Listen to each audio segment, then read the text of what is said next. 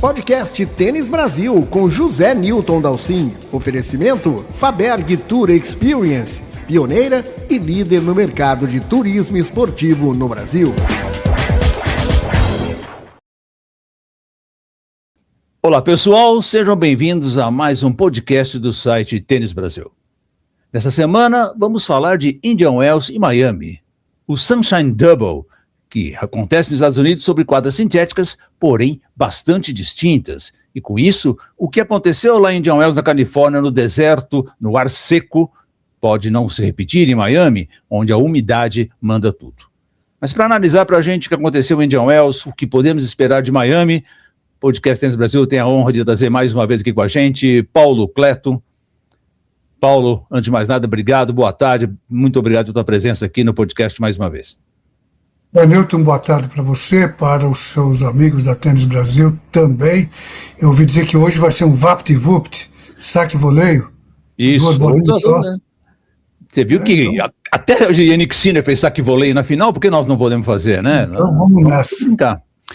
Paulo, vamos lá então, vamos falar um pouquinho de Sinner e Alcaraz. O Alcaraz surpreendido por Medvedev, tivemos aí uma reta final de Indian Wells bastante inesperada, vamos dizer assim, embora o Medvedev tenha fazendo um início de ano muito bom desde que ele trocou a sua equipe. Bom, parece que sim, esse foi tirando o óbvio, que o óbvio hoje em dia é o Alcaraz e o Sinner, foi o Medvedev correndo por fora. E o Malvadão chegou à final sem perder set. Ele que agora está, como você já mencionou, com o Thomas Johansson. E quem viu o Thomas jogar isso algumas 2 décadas atrás, ou até mais, sabe que é o contrário do Medvedev. É um cara totalmente focado, postado. Era um cara que só passava a bola. Se não me engano, ele chegou a uma final de Grand Slam, que eu não lembro qual. Austrália. Mas é um cara sueco. Trouxe um fator equilíbrio para a vida do Medvedev que o homem estava precisando.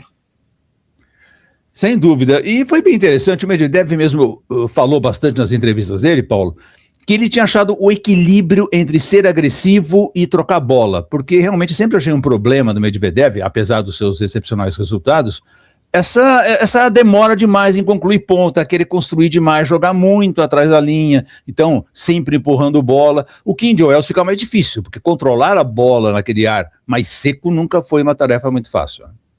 Bom, aí são 2 aspectos. Um, que ele gosta da quadra rápida, tanto é que brincando na hora da premiação, ele mencionou, virou para o Tommy Haas, que é o diretor do torneio, e falou: obrigado por ter feito a quadra tão rápida. Então aquele piso da maneira que estava, junto com as condições da cidade que você mencionou, é um dos melhores cenários para o russo. E ele soube aproveitar, como eu mencionei, ele não perdeu set até encontrar o Alcaraz. Novo técnico, eu não vi que ele não teve a oportunidade de mostrar a acomodação. Por quê? Porque ali estava exatamente no cenário que ele gosta. Agora em Miami, que é um cenário pouca diferença, mas nesse nível acaba sendo uma grande diferença, porque ali a bola vai ficar um pouco mais inchada, tem mais umidade, o jogo um pouquinho mais lento, dependendo da quadra também. Ele na quadra rápida é sempre um pouquinho mais rápido, mas não vai ser o mesmo esquema que ele teve lá no deserto. E é interessante, né, porque Indian Wells sempre teve uma quadra mais lenta que Miami, sempre não, nos últimos 2, 3 anos, Indian Wells mudou, deixou a quadra mais lenta, e isso até causou bastante reclamações, eu lembro, nos últimos anos, que ficou bem mais lenta que Miami. Claro que eles compensam um pouco com a questão do sol durante o dia, que aumentam mais a velocidade da quadra, e o ar que é diferente. Agora, em Miami tem tido uma quadra um pouco mais veloz, em que você encontra uma grande umidade. Quer dizer, pode ser que você encontre uma grande umidade, é o normal para Miami. E quem joga à noite se complica mais ainda, porque aí a umidade fica enorme, né? A bola vai crescer, vai ficar aquela coisa gigante, e que então jogar no horário, que aconteceu também em Indian Wells, jogar de manhã e jogar de noite, até o próprio Sinner falou bem isso na entrevista, são 2 coisas muito diferentes nesses 2 campeonatos. Sim, só lembrando que se você for ouvir algum comentarista de TV que eu ouço, ele insiste em dizer que é o inverso, que uma vez eu coloquei isso para ele e falei, não, eu sei que durante o calor o jogo fica mais lento. Mas cada um fala o que quer também, bebe o que quer, fuma o que quer. E aí, dentro do que você falou, sim, é verdade, mas a quadra, para começar, pela quadra de Indy Wells, ela já foi mais lenta. Eles foram acomodando. Quem vai lembrar que alguns anos atrás o Guga jogou com o Federer e deu uma aulinha para o Federer, se não me engano, em 2 sets. Isso por conta que a quadra estava no seu momento mais lento. Agora eles voltaram para mais rápido. Depende de quem enchia mais, sabe? Depende da musculatura de quem está chegando nas finais, de quem eles querem alegrar, vamos colocar assim. Os americanos sempre fizeram isso, eles sempre exigiram a velocidade do piso conforme o gosto deles. Hoje eles não têm a mesma musculatura, porque você vê aqui na semifinal, nós temos inglês, temos russo, temos de tudo, temos espanhol, temos italiano, só não tem mesmo é americano, entendeu? Então hoje quem manda são esses jogadores que você já conhece tão bem quanto eu.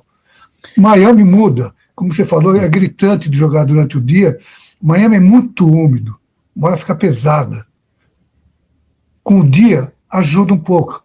O dia, calor, acelera um pouquinho mais. Agora, à noite, fica meio... Se é aquele dia úmido, o negócio fica duro de tirar a bola no meio da quadra. De matar o ponto, então, fica um pouquinho mais duro. Mas são coisas que os tenistas têm que... São problemas que os tenistas têm que resolver. Claro. E eles já planejam isso antes, já têm uma ideia de quem eles vão enfrentar, qual horário aproximadamente que eles devem jogar, e cada um tem que lidar com as dificuldades que um torneio de tênis apresenta. Eu ia falar do Sinner, mas na verdade deixa eu recuar um pouquinho, falar primeiro do Alcaraz, porque isso que você está dizendo foi declaração do Alcaraz, assim que ele perdeu do Medvedev, deu todos os méritos ao Medvedev, que realmente jogou uma partida espetacular, mas o Alcaraz deixou isso claro.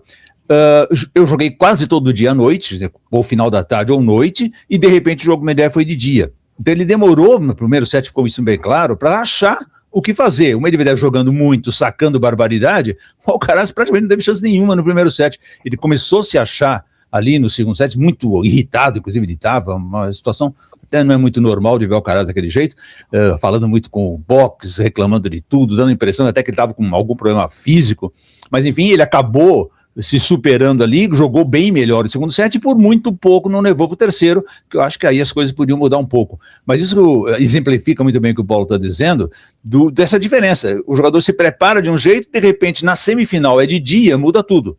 E ele tem que se adaptar, obviamente, à obrigação, e o Alcaraz fala exatamente isso. Eu cheguei aqui, eu treinei todo dia, eu tinha que me adaptar, é um problema meu. Mas ele está sendo muito politicamente correto e realista. Mas, na verdade, o que vai acontecer? Na próxima vez ele vai chegar já pisando pesado. Por quê? Isso é uma coisa que o Borg sempre reclamou nos Estados Unidos. Por isso que ele nunca conseguiu um título lá. Se você joga de dia ou você joga de noite, faz uma diferença. E, geralmente, os donos da casa preparam para os donos da casa. Como eu já falei, não tem americano hoje para estrelar. Mas por que eles colocavam o Alcaraz à noite? Porque ele é a grande estrela. Número 1. Então eles queriam ele naquele prime time qualquer, 19 horas da noite, entendeu? O dia já está acabando. Agora, a final é jogada durante o dia. Aí sinto muito, meu filho, $1 milhão, vai cair no seu bolso, 2. Você vai ter que encarar isso, é um problema, mas ele vai com certeza falar na próxima vez, me coloca algum dia, na semifinal de preferência, para eu jogar durante o dia, para eu ter um pouco de quilometragem também durante o dia. Entendeu? Mas, como eu falei, eles ganham bem, faz parte do circuito e eles têm que saber administrar, assim como ele mesmo aqueceu. Exatamente. Aliás, o Alcaraz teve um jogo muito duro, foi um jogo de noite, eu assisti bem essa partida, contra o Arthur Rinderknecht, o francês, que jogou no estilo old time, né, Paulo? Saque e voleio quase o tempo inteiro, ele foi para frente, procurou cortar o tempo do Alcaraz o tempo inteiro e se deu muito bem, olha, por muito pouco ele não ganhou esse jogo, obviamente quando chegou no terceiro set, aí o Alcaraz colocou a casa em ordem, começa a achar o tempo da devolução, começa próprio jogador começa a chegar um pouquinho mais atrasado na bola, e aí a situação mudou no terceiro set. Mas fazia tempo que eu não vi um jogador jogar de forma tão agressiva e abusar tanto do saque e voleio como o francês fez. Você chegou a ver esse jogo, Paulo? Eu vi boa parte deles, e é uma coisa interessante, porque eu adoro ver essa mistura, sabe? Um jogador que hoje é dificílimo de ver, não? Um jogador de fundo de quadra enfrentando um jogador que agride mais, um jogador que frequenta mais o jogo de rede. Infelizmente a gente não vê mais, e o francês, que, bom, é óbvio, ele e o técnico falaram, bom, no fundo as minhas chances são bem magras. Como ele sabe volear, isso ele mostrou, ele foi um pouco kamikaze e foi para a rede. Mas eu conversei isso com outros tenistas, se não daria para ter mais saque e voleio hoje em dia.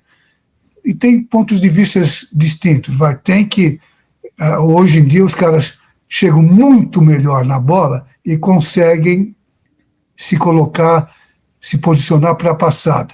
Mas também tem o contraponto disso, é que os caras de hoje, eles não são nem um quarto dos voleadores, nem um quinto dos voleadores de outrem. Eles jogaram o jogo de voleio pela lata de lixo e agora eles são firmes no fundo. Então fica aquela pancadaria. Tem alguns que até sabem se virar.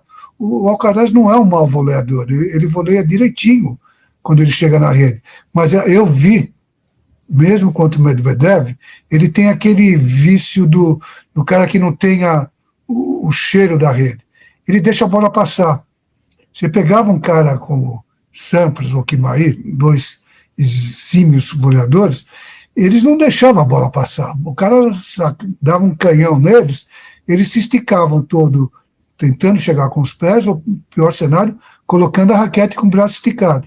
Hoje o cara fica olhando a passada, ou seja, se a bola vem na mão deles, se eles sabem volear, eles voleiam. Se a bola não vem na mão deles, eles olham, eles aceitam. As mulheres fazem a mesma coisa. Eles não têm mais aquele jogo de ombro, de induzir o passador para um lado e ele adivinhar não. É uma estratégia, você joga o ombro para cá e cobre para lá, entendeu? Perdeu-se essa coisa do tênis de um conflito de estilos, que fazia a coisa ser bem mais interessante. Quando aparece, como você falou, é algo que te chamou a atenção. E surpreendeu o Alcaraz, que perdeu o primeiro set no tie-break. E como o pessoal hoje, Paulo, sobe, né, faz o approach, né, vai para a rede na cruzada, né? Incrível, isso é a regra básica do tênis, você não vai para a rede na cruzada de jeito nenhum. E como eles fazem isso, tanto não estão habituados a ir para a rede, que eles fazem demais isso o tempo inteiro. Né? O Medvedev fez várias vezes isso nas duas partidas principais. O Medvedev, ele praticamente perdeu o segundo set exatamente numa bola dessa. Uma bola crucial no finzinho do jogo, que ele tinha a paralela aberta para ir. É verdade que com a paralela de direita dele, ele sabe que o cara chega. Mas ao ir para a cruzada, a bola ficou mais lenta, tem mais espaço para a bola viajar. O outro chegou com muito mais facilidade, passou ele que ele nem viu por onde passou, nem tentou.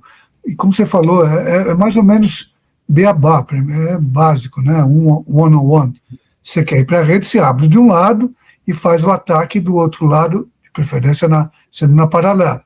Por quê? Porque você chega mais rápido, a bola chega mais rápido, o adversário, teoricamente, se atrasa mais facilmente. São coisinhas que você aprende quando você cresce indo à rede, e que você nunca aprende quando você não tem oportunidade de exercer isso, pelo menos no profissional, que é sempre diferente. Juvenil, a bolinha vem de um jeito, né? Sim. Você vai para a rede, bate o pé, assusta, assim, o cara erra 2 em 3, entendeu? Os profissionais já acertam pelo menos 2 em 3. Quando não acertam todos, você tem que conferir. Você tem que botar a raquete para fazer o voleio. E muitas vezes você vê o Medvedev, de novo, fez o mesmo erro. Ele fazia o voleio, tinha que mudar de direção, o cara bate de revés, você tem que fazer o voleio matador do outro lado, e ele dá um cutucão lá. um cutucão. Nós teve um lance que ele deixou passar um voleio tão fácil, né, tão absurdamente fácil contra o Sinner, que era um gol importante, inclusive, e ele simplesmente deixou a bola, a bola estava na mão dele, né, que ele deveria ter. Ele não vai, ele acha que já se, não vou falar o que, mas já deu para ele, entendeu? Quando o grande voleador, ele está levando porrada, mas não está perdendo ponto, ele tá no jogo. Assim como os caras do fundo da quadra, tipo Alcaraz, o próprio Sinner, para eles não tem bola perdida, eles estão correndo atrás de tudo lá. O voleador mesmo, também teria que fazer a mesma coisa, ele tem que ir atrás de tudo com ter bola que vem pro lado dele. Fala um pouquinho do Sinner, até porque nós vamos entrar imediatamente no assunto do João Fonseca, porque o Sinner foi uma régua muito interessante para o João Fonseca, e os dois jogos mais difíceis do Sinner foram os 2 tie-breaks contra o Carioca e os 2 tie-breaks contra o Medvedev. Agora, o Sinner, eu achei bem interessante essa conquista dele lá em Indian Wells, né, que finalmente ele inclusive fechou o círculo, ele ganhou na verdade, ele ganhou todos os grandes torneios de quadradura hoje já são do Sinner. O Sinner tem apenas 23 anos. Só para você ter uma ideia, Paulo, Federer, Djokovic e Agassi, que foram os outros 3 que conseguiram ganhar todos os slams de quadradura e todos os Masters 1000 de quadradura, tinham muito mais idade que os 23 do Sinner. O Federer fez com 30, e o Djokovic fez com 31, e o Agassi fez com 32. Olha quanto tempo, que diferença enorme, né? E o Sinner aos 23 já consegue fazer isso. E eu estava dizendo que eu achei especialmente interessante porque ele colocou lenha na fogueira. Como o Alcaraz perdeu na semi, ele ganhou o campeonato, ele diminuiu a diferença em 1.000 pontos, esquenta agora a disputa para Miami, por quê? Vamos lembrar que a partir de Indian Wells, Miami, Monte Carlo, Madrid, o Sinner não tem nenhum ponto a defender, ele estava suspenso ano passado por doping. Então ele tem um momento ali na temporada que é para ele somar o máximo que der, enquanto o Alcaraz tem as suas defesas de resultado, principalmente o título em Monte Carlo, Madrid ele não jogou, e depois teve final em Barcelona, mas é um momento que tem uma pressão sobre o Alcaraz e ele vai tentar se aproveitar disso. Bom, isso mostra, os resultados são, de uma certa maneira, menos ou mais, vocês decidem, um impacto por conta disso, entendeu? O Sinner está jogando vamos chamar assim, no lucro, enquanto o Alcaraz está jogando na pressão de ter que defender os pontos. E o Sinner tem a vantagem também, que ele é menos mercurial do que o Alcaraz. Esse fator de ser menos, por hora, o ajuda, por horas vai ajuda o espanhol. O espanhol é um cara que ganha algumas partidas, inclusive do Sinner, porque nos momentos cruciais, ele faz as duas, ele meio ou que larga e aceita, ou ele pega na marra e fala, eu vou ganhar isso aqui, eu vou ganhar, e aí ele começa a jogar de uma maneira quase que maluca, a entrega dele é tão grande, porque ele é mercurial. O Sinner já vai mais naquele pace, naquele ritmo do começo ao fim. Ele não vai subir e descer tanto, já é mais previsível. Então, nós vamos ter pelos próximos anos, pela próxima década, eu arriscaria, se nenhum dos dois tiver que se afastar por contusão, nós vamos ter esse conflito, esse confronto entre o cara mais mercurial e o cara mais postado, mais lógico, vamos dizer assim. E os derivativos e as consequências disso daí, que não deixa de ser um pouco o que nós já tivemos no passado desses melhores jogadores. Sem dúvida nenhuma. Vamos entrar no assunto João Fonseca, porque eu queria muito ouvir tua análise do que aconteceu no João lá em Indian Wells. João, que obviamente todo mundo sabe, fez um começo de temporada ruim em função do problema das costas dele, não conseguiu jogar na Austrália, depois veio aqui para o Rio, para o Buenos Aires e Rio também não conseguiu sucesso, não sei se estava um pouco preocupado demais com a lesão, se contingências dos jogos mesmo, que ele pegou 2 adversários realmente complicados, né? Um muito esperado, o Tabilo lá em Buenos Aires, depois aqui no Rio, o peruano, o Buzzi, que jogou um tênis bem mais acima do que eu imaginava que ele poderia, e obviamente contou com toda a pressão do Fonseca, mas o fato é que eu estava preocupado porque o Fonseca chegou para Indian Wells sem bagagem, né, no seu título de duplas, e aquela exibição maluca lá de tie breaks, mas ele chegou sem bagagem nenhuma em Indian Wells, e é um lugar que a gente sabe como é difícil controlar a bola, né, Paulo? Então eu fiquei na expectativa, e quando eu vi o primeiro jogo dele contra o Rafael Collignon, é um belga que joga muito bem tênis, não é nada bobo aquele belga. Quando ele ganhou aquele jogo, jogando extremamente bem, na minha opinião, quer dizer, bem mais acima do nível dele do resto da temporada, eu fiquei animado. Eu falei, opa, peraí, Fonseca achou o timing dele, conseguiu controlar mais a bola, parou de estourar tanto o forehand. Aí veio o Khachanov, espetacular atuação. Tommy Paul foi um banho em cima do Tommy Paul, né? O norte-americano não viu a cor da bola, literalmente. E aí foi pro Sinner, e para mim fez uma partida extremamente boa, equilibrada, teve chance de ganhar pelo menos o primeiro set, e encarou o Sinner de igual para igual, de fundo de quadra principalmente, nem conseguiu variar tanto o jogo quanto eu esperava que ele fizesse. Eu quero ver uma análise tua, como é que você viu o João Fonseca, essa sinalização dele nesse campeonato? Indica que a temporada vai ser realmente muito boa? Vamos dividir isso. Vamos lá. 2026 dele até chegar no deserto, em Indian Wells. Eu não vou nem me alongar, mas não foi nada legal. Não foi bom para ele, não foi bom para nós, torcedores. N razões, passando por contusão, que é sempre o pior cenário para o tenista. Apagamos isso.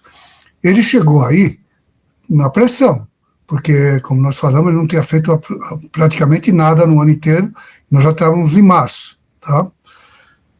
Ele teve um jogo que todo mundo fala, é Collion, ninguém conhece Collion, mas é um cara que sabe jogar tênis. O primeiro set foi pro tie-break, foi difícil, o tie-break até que não foi tão difícil, mas estava um set difícil. Esse tie-break era muito importante para ele. Se ele perde ali, a coisa ia ficar complicada no colo dele. Ele conseguiu ganhar, de uma maneira meio contundente, foi acho que 7-2, alguma coisa assim. Isso. Aí foi para o Khachanov, que eu acho que estava meio engasgado para ele, sabe? O Khachanov vinha jogando muito bem. O Khachanov, eu vi ele jogar na semana anterior com o Alcaraz. Ele fez uma partidaça com o Alcaraz, lá no Dubai. Nos Emirados, eu acho que em Dubai, uma partidaça, um jogo que não dava para desligar a televisão.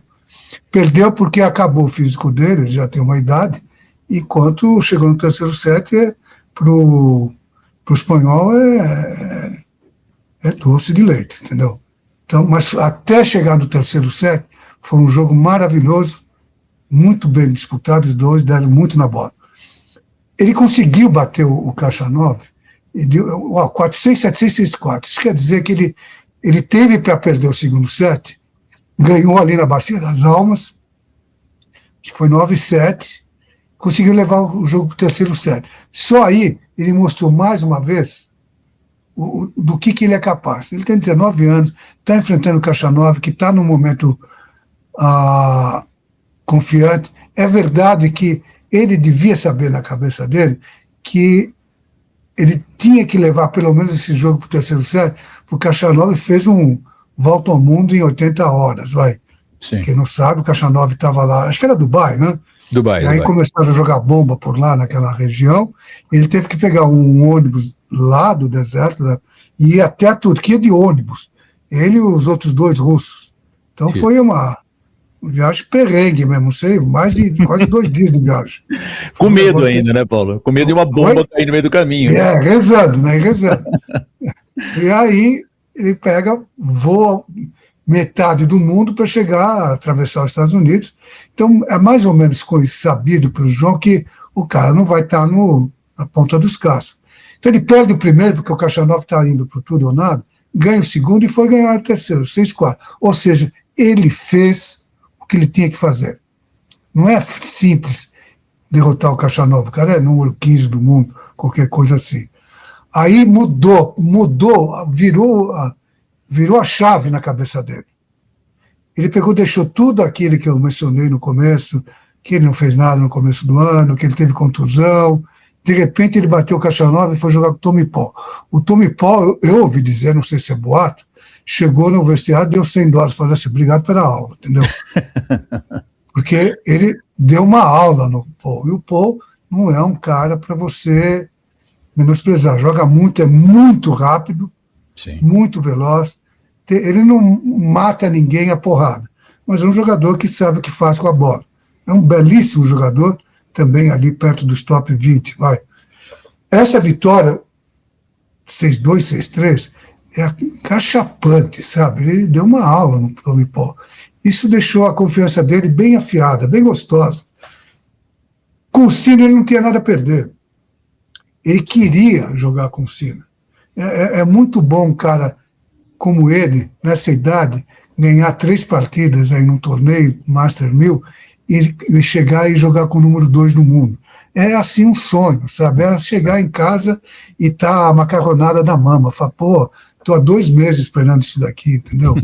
Que lindo. Ainda vai ter mousse de chocolate de sobremesa. O cara ele foi para jogar. Jogou muito tênis. Ele jogou de igual para igual para o Sinner. Por que o Sinner ganhou? Ele ganhou porque é o número 2 do mundo. Porque ele está ganhando jogos de tênis há mais tempo do que o Fonseca. Mas o que nós temos que enxergar é isso. Ele tem bola para jogar com o Sinner? Tem. Ele tem força para jogar com o Sinner? Tem. Ele tem cabeça para jogar com o Sinner? Tem. Ele deixou escapar um detalhe. O detalhe foi no tie-breaker do primeiro set, se não me engano, ele teve 2 ou 3 set points. Isso. Que ali ele deu ele da quinta enfiou uma terceira, sabe? Ele deu aquela vacilada que só ele sabe explicar porquê, se ele quis jogar mais safe, se ele sentiu um pouco a pressão, não importa. Ele sentiu porque ele estava lá. Ele chegou lá. Ele chegou lá com o número 2 do mundo. Escapou hoje, não escapa amanhã. E aí ainda conseguiu se recuperar, pegar o segundo set, levar novamente para o tie-break.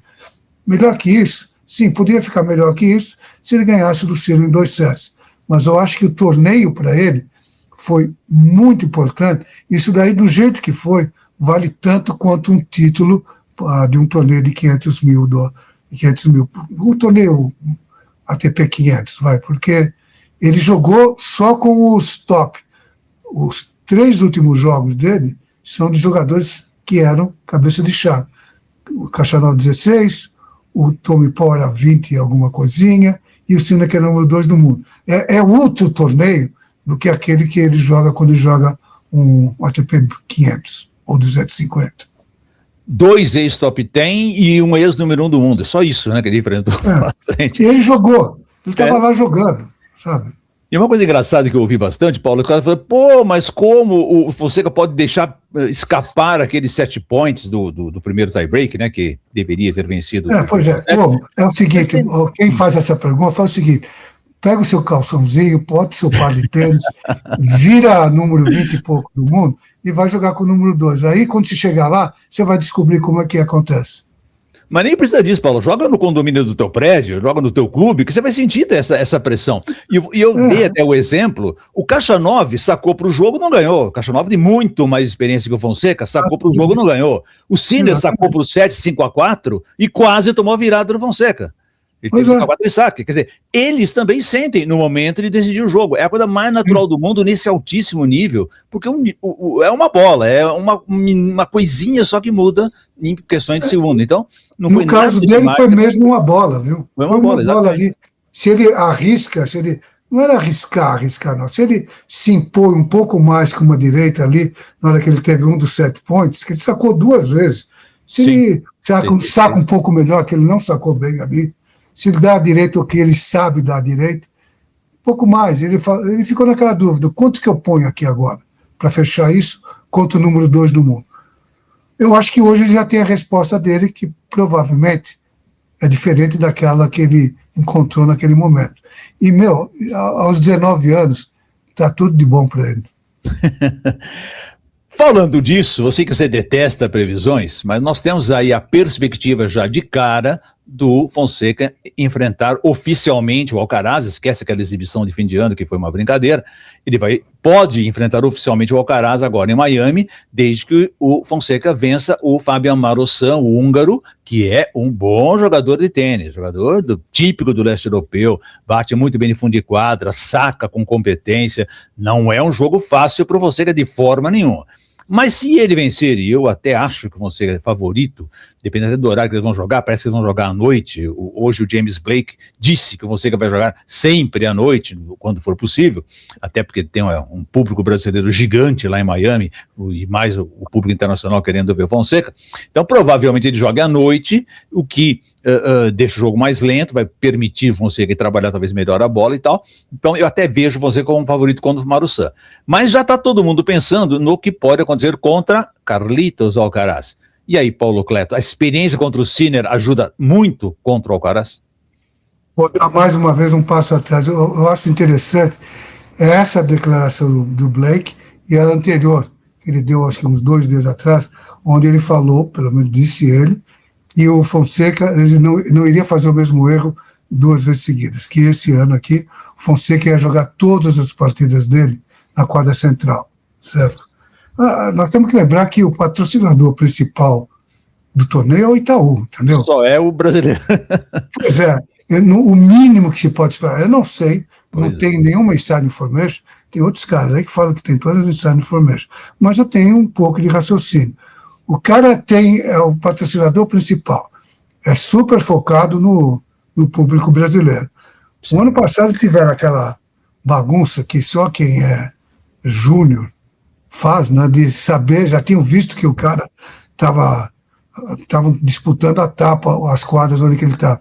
Eles puseram ele numa quadrinha, pichulé, aí deu uma confusão, tentaram mudar, aí o público ficou sem ver na quadrinha, pichulé, que eles tinham se instalado lá horas antes, e não conseguiram entrar na quadra central porque os caras não deixaram eles entrar. Foi uma bagunça dos diabos. Eu imagino que o patrocinador falou assim, vem cá, deixa eu explicar uma coisa para vocês, tá? E aí eu imagino como foi a explicação, então o nosso garoto vai ter essa vantagem dele não estar jogando em casa, que é lá no Rio de Janeiro, que é diferente, mas vai jogar com a torcida. Torcida legal, que vai apoiá-lo, ele vai levantar os dedinhos assim, falar, que palmas, entendeu? Ele vai jogar mais com essa coisa dentro do peito que inflama. Eu imagino que ele passe na primeira rodada, mas como você falou, ninguém é jogo de tênis na véspera. Não. O cara lá não é nem um pouco bobo, pega pesado, tanto no saques como no fundo. Então, se o João não tiver a fim de correr, devolver saques e se impor, ele fica na primeira. Então, ele tem que jogar bem.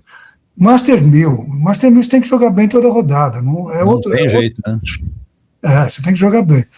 Aí, respondendo, ele vai pro Alcaraz, que vai estar lá esperando ele, vai lá estar comendo uma paeja no hotel dele, jogar, vai dar uma olhadinha enquanto ele come um camarão, vai dar uma outra olhadinha quando ele come uma lagosta, e fala assim, deixa eu também ficar esperto, porque esse moleque aí não está dando sopa para ninguém, quase que engaiolou o italiano lá semana passada. Então vai ser uma coisa gostosa de assistir. Eu espero que seja esse o cenário, que o João passe, que o João vá para a quadra central, às 19 horas, e de novo, vai ser interessante, porque o Alcaraz também tem torcida lá. Tem muitos latinos lá, e o latino pode torcer tanto para o espanhol quanto para o brasileiro. E a torcida brasileira, ela se manifesta muito, às vezes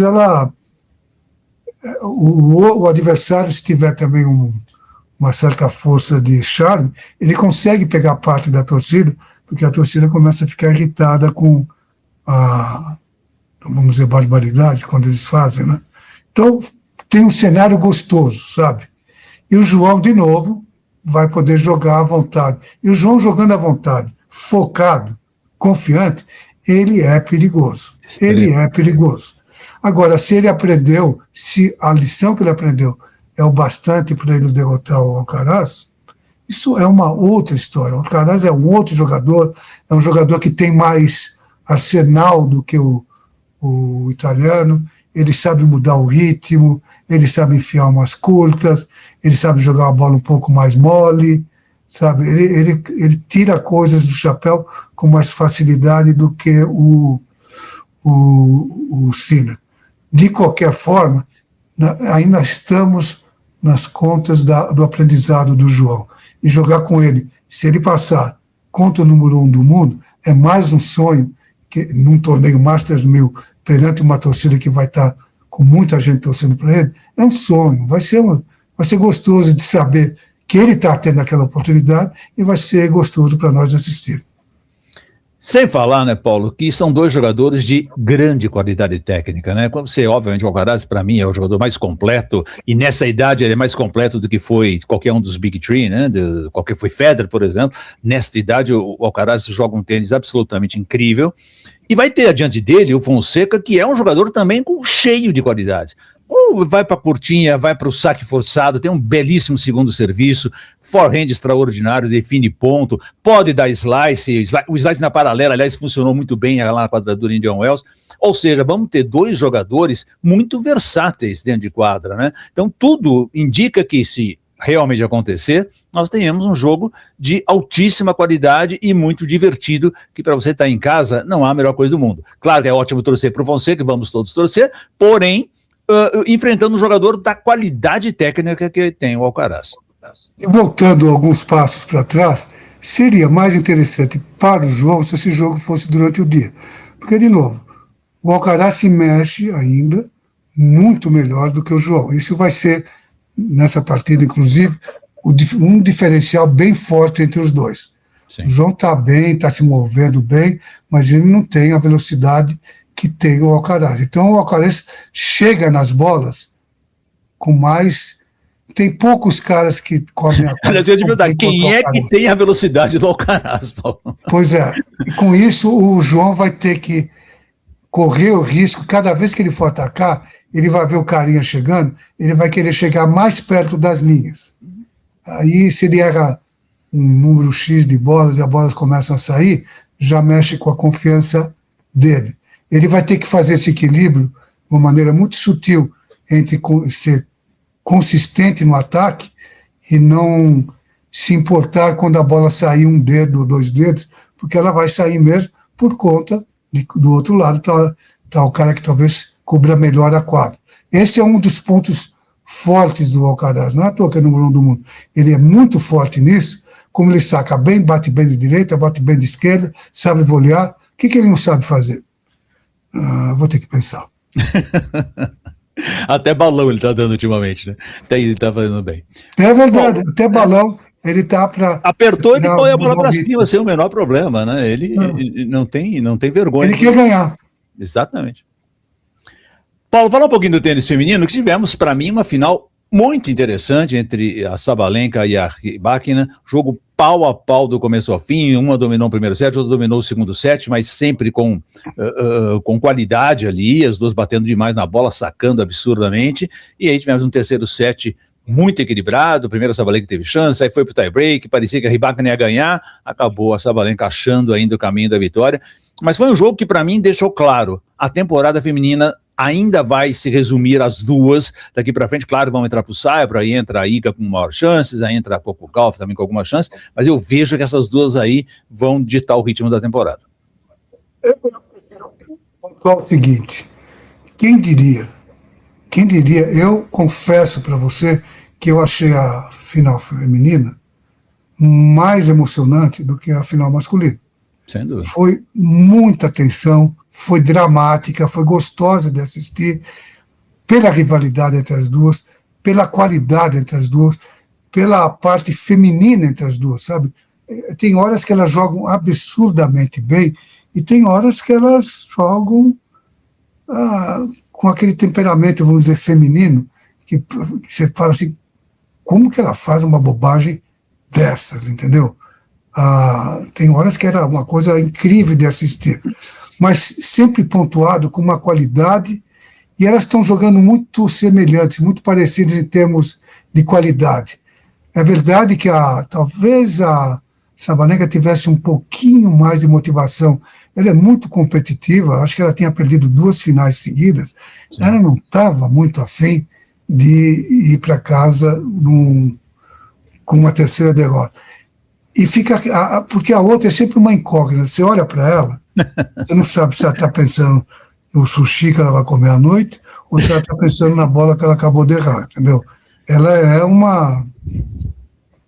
ela não mostra nada, sabe? Ela fica ali, o máximo que você vê quando a câmera fecha, né, depois ela dá uma direita num pau na paralela, lindíssimo, é aquele sorriso que você sabe que ela está dando sorriso, mas ela não está sorrindo, sabe? Ela é uma joga com as cartas bem próximas da mão. De qualquer forma, eu fiquei muito bem impressionado pela qualidade, especialmente pelo drama envolvido, porque tênis sem drama não é o mesmo tênis, não é o mesmo tênis, sabe? O tênis, para ser interessante, nem que seja um jogo de final de semana, ele precisa ser dramático, ele precisa ser brigado, lutado, ele precisa ser vai e volta, até o último instante você não sabe quem vai ganhar. Esse é o tênis que me excita, vamos dizer assim, e essas duas moças, foi muito lindo de ver, qualquer uma das duas para mim merecia ganhar, foi um belíssimo jogo, uma belíssima final. Sem dúvida. Aliás, não sei se você lembra ali, acho que foi a altura do segundo set, um ponto extremamente importante. Ribagner errou o primeiro serviço, ela foi para um segundo saque que foi tipicamente masculino, né? Um segundo saque cheio de efeito no centro, a bola fez uma curva assim absurda, né? Com força, com precisão, como duas estão sacando bem, né? Impressionante. Então, para quem assistiu tênis a vida toda, você comparar o tênis feminino de hoje, o tênis feminino, vamos dizer, 20 anos atrás que seja, o tênis que começou a mudar e aparecer mais a partir do momento da Serena, da Sharapova, um tênis agressivo, um tênis de pessoas que tinham coragem de ir para a bola. Essas duas meninas aí, elas têm muita coragem. Elas podia mandar elas para a guerra, elas iam voltar cheias de medalhas. Meu. As mulheres têm what it takes, sabe? Elas têm horas bicudas ali, que elas não hesitam, não mostram receio, elas vão para a bola, são extremamente competidoras, é bonito. Para quem gosta dos detalhes do tênis, não só a parte técnica, a força da bola, o smash, mas a parte emocional, a parte mental, que constantemente está sendo desafiada, challenged. Elas, a cada momento que a coisa ficava preta para elas, ou elas deixavam escapar, até pela qualidade alheia, elas deixavam escapar uma oportunidade, elas sempre se recompunham e continuavam na luta. Olha, é para tirar o chapéu. Esse é um jogo, para quem gosta de tênis, se passar de novo, tem que assistir, porque não é só pela qualidade técnica, é pela qualidade do emocional, da parte mental delas. Tá, até fica bem claro porque essas duas meninas estão num departamento diferente, onde a Iga frequenta. A Iga, coitada, ela sofre mais, porque ela não tem metade do talento das bolas que tem essas meninas. Ela tem sim a parte emocional, ela tem sim a determinação, ela é uma grande lutadora. Eu não sei como ela ganhou todos os títulos que ela ganhou, com o tênis, com a técnica que ela tem, porque ela está muito aquém, não só dessas duas, como de outras jogadoras. Ela faz limonada todos os dias, não dá para entender. E tem vezes que não dá, sabe? Tem dias que a coisa desanda um pouquinho. Quando a coisa desanda para uma menina que nem a Iga, a coisa fica muito feia para ela, porque ela não tem bola B, sabe? Ela não tem um saque para ser definitivo, acabar com ponto. Ela não tem bolas assim, falar, eu vou acabar com ponto na segunda, terceira bola. Para ela é tudo sendo ranheta. Ela corre um pouco atrás, mas nós já vimos, às vezes ela vai lá, ela consegue engrenar tudo e ela ganha um torneio, ela ganha um Grand Slam. Agora, uma que eu quero ver é a outra americana, como que é? Anisimova? Como é o nome dela? Amanda Anisimova. Anisimova, ela tem o melhor backhand de todas. E olha que o backhand da Rybakina é coisa que se eu tivesse um backhand daquele, eu voltava para o circuito hoje. Entendeu? A mulher tem um backhand que aquilo não é uma coisa, não é sério aquilo lá, não é uma coisa que você possa, aquilo lá é de se tirar o chapéu. Mas ela é overweight, então ela peca um pouco, ela tem questões emocionais, agora saque, ela é forte, o forehand dela não é ruim, não é bom, mas não é ruim. Agora o backhand dela, ela podia fazer um estrago melhor, como já teve duas oportunidades que ela fez um estrago maior. Sim. Mas você vê que ela não consegue ser constante, infelizmente. Mas é perigosa. A Anisimova está naquela questão, realmente me parece realmente ainda emocional, né? Ela fez 2 finais de Grand Slam ano passado, eu achei que com isso ela ia dar um salto agora em 2026, mas ela não começou bem o ano, um ou outro bom resultado, mas no geral eu esperava bem mais dela nesse começo de temporada, até porque começou tudo na quadra dura, que é a quadra que ela manda, né? Então, ainda temos que ficar um pouco de olho. E a Golf, Paulo, como é que alguém desaprende a sacar? Você consegue me ensinar isso? Como é que é desaprender a sacar? A Golf, tecnicamente, ela é pior do que a Iga, entendeu? O saque dela, o dia que ela chega na quadra para aquecer e ela começa a sacar, ela fala: hoje eu vou pagar todos os pecados que eu não cometi até hoje. E o forehand dela, a direita dela, também é fraquinho, sabe? Incrível, né? Ela tem um belíssimo backhand, muito seguro, que ela consegue segurar qualquer onda, mas ela não consegue ser devastadora como a Ginimova, entendeu? Não consegue.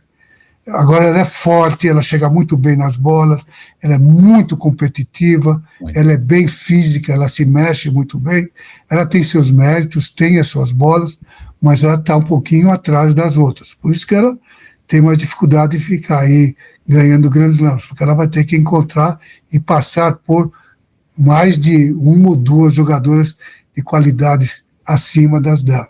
E até hoje ela vai ter, como você falou, melhorar o saque, melhorar a direita, que é uma coisa que ainda trouxeram até como chama, o Brett Gilbert, que é o Como Ganhar com Tênis Feio, alguma coisa assim. Pois é, nem assim, nem ele conseguiu. Ele fez ela melhorar, sim, ele levou ela de um padrão, de um nível para outro, mas não conseguiu chegar num nível maravilhoso que essas meninas estão apresentando aí.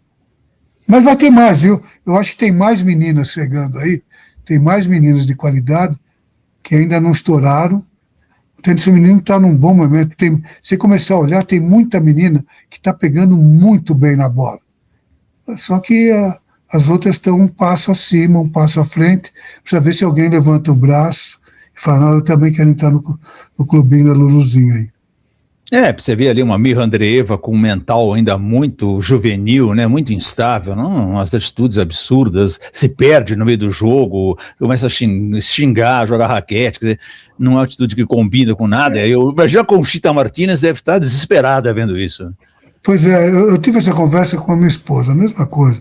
Ela fica muito brava com a menina, entendeu? Eu falo: mas ela é uma teenager. Aí ela fala: bom, mas nem todos os teenagers agem dessa maneira. E ela tem toda a razão, tendo vários tenistas aí. A gente viu a própria Iga chegar aí teenager. Sim. Quem mais que chegou aí teenager? Quase todas elas chegaram teenager e não ficaram fazendo essa baixaria que ela faz, entendeu? Ela precisa levar não vou dizer o que ela precisa. Ela precisa alguém precisava enquadrar ela. Não vai ser a Conchita, porque a Conchita é mais uma mama, entendeu? Agora, a mãe dela viajava com ela, não sei o que aconteceu com a mãe dela, mas alguém precisa enquadrar ela, senão a coisa vai ficar só pior, e aí vai estourar um dia, como aconteceu lá com o Rublev, que um dia ele estoura todas as bocas de todos os balões, é multado, fica mal para ele, para cachorro, e aí ele sai de giro e não consegue, até hoje ele não voltou a ser o jogador que ele era. Então ela é garota, alguém precisa tentar botar algum bom senso na cabeça dela.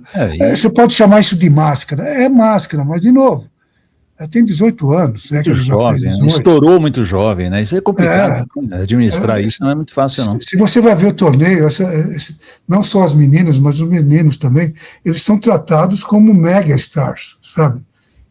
Essa é a realidade que ela conhece. Ela chegou aí ao circuito aos 16 anos, já sendo top, e todo mundo esperando que ela performasse, e ela performou, ela ganha de muito jogo. Então, ela acha que ela é a rainha da cocada. Ela é a rainha da cocada.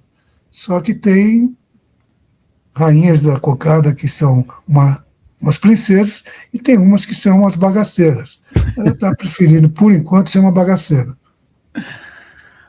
Paulo Cleto, vamos ficar de olho então em Miami com condições muito diferentes, situações teoricamente mais lentas do que foi em Indian Wells, portanto todas as meninas que nós conversamos aqui também, igual os homens, também podem mudar tudo. A Golf e a Iga, por exemplo, pode se aproveitar da situação mais lenta e sobrepujar as grandes sacadoras. Temos muita coisa para acontecer nessas 2 semanas de Miami. Nós todos aqui, eu, você, Paulo, você que está em casa, ficaremos de olho grudado na televisão, no placar, na internet, no celular, para acompanhar o excepcional, os torneios combinados de Miami, que já foram o 5º maior torneio do mundo, perderam essa condição para Indian Wells, mas sempre é um espetáculo de se assistir, vale a pena.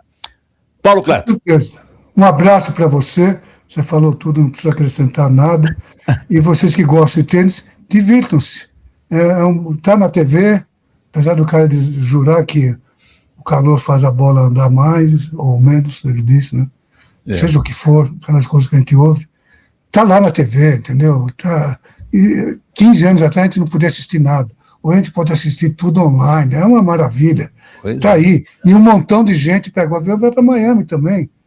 É um belíssimo momento para quem gosta de tênis. Sabe que vira e mexe, eu ligo o aplicativo e não vejo o jogo que está na televisão, né? Eu vejo, às vezes, até 2 jogos que estão lá no aplicativo da Disney, né? Que hoje tem os direitos de transmissão, porque às vezes tem jogos muito mais interessantes acontecendo lá do que o que está na TV principal. Sim, com certeza. Quem frequentou já na vida Grand Slams, Masters 1000, sabe que a maior parte dos jogos, tirando ali, obviamente, quartas de finais, semifinais e final, os melhores jogos não acontecem na quadra central, entendeu? Ali geralmente é mais um assassinato, a não ser que quando eles colocam um João Fonseca por outras razões, tá? Não. Mas nas quadras de fora, os caras estão se matando, sabe? E os caras, tanto os meninos quanto as meninas, são jogadores de muita qualidade que estão se enfrentando com muito drama em quadra, é lindíssimo de se ver. E hoje, como você falou, o que eu saiba, eles estão mostrando lá no streaming, eles estão mostrando as quadras secundárias, não é isso? Mostra tudo, mostra todas as quadras, você pode escolher o jogo que você quiser. Pois vai lá, dá um passeio. Você não precisa ir mais a Miami, vá a Miami. Sim. Vá localmente, é legal. Mas se não dá, você pode ir lá, põe o dedinho de novo, muda de quadra. Nós vivemos num mundo mágico. Aproveitem. Sem dúvida. Tchau para vocês. Grande abraço, Paulo Cleto. Obrigado. Até a próxima. Também. Tchau, tchau. Podcast Tênis Brasil com José Newton Dalcin. Oferecimento Faberg Tour Experience, pioneira e líder no mercado de turismo esportivo no Brasil.